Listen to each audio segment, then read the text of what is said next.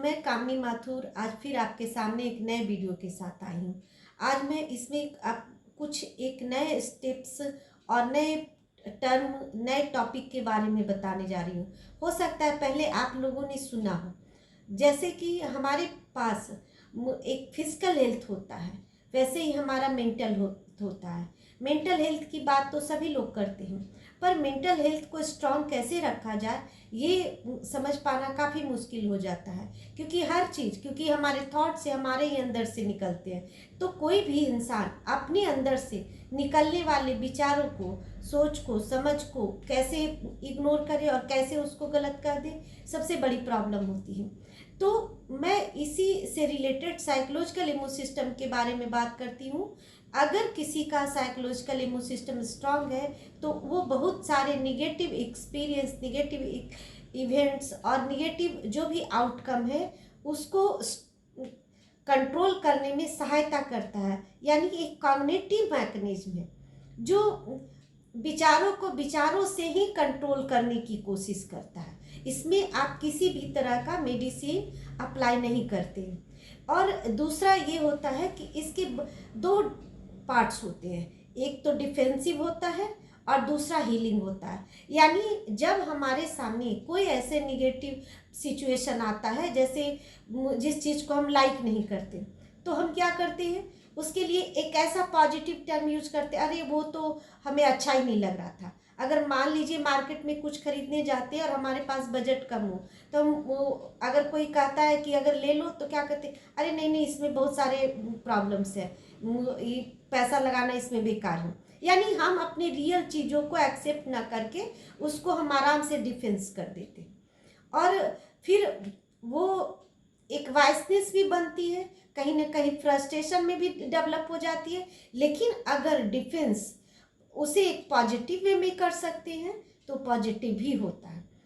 दूसरा होता है हीलिंग, कि हम उसको कैसे हील करते, कैसे उसे साइलेंस करते हैं, कैसे उस पर कंट्रोल करते हैं। तो हीलिंग के रूप में भी काम करता है।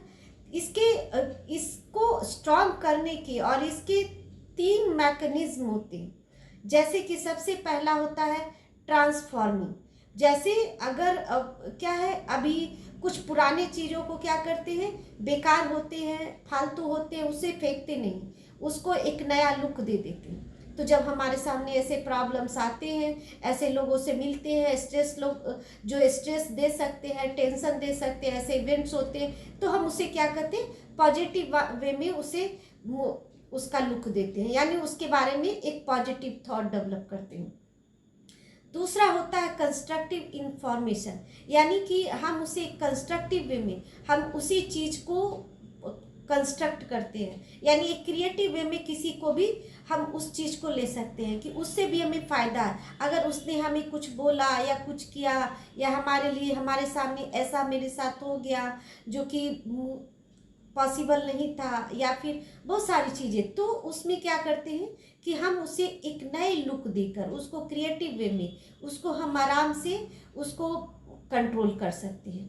थर्ड स्टेप होता है कि हम उसको कैसे अपने आप को किसी चीज़ को इग्नोर करें।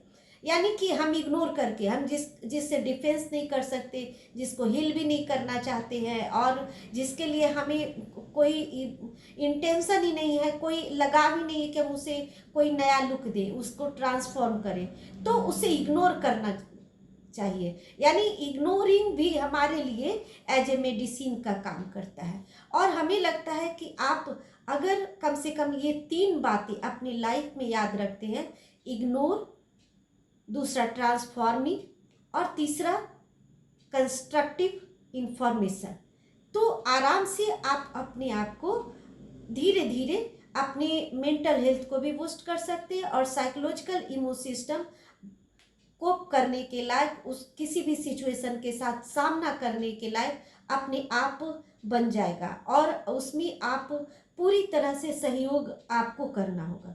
और हमें उम्मीद है कि इस वीडियो से आप कुछ सीखेंगे और अपनी थॉट लेवल को, अपनी सोच को, अपने लाइफ को अच्छा और पॉजिटिव बनाने का प्रयास करेंगे, ताकि आने वाले प्रॉब्लम से बच सके।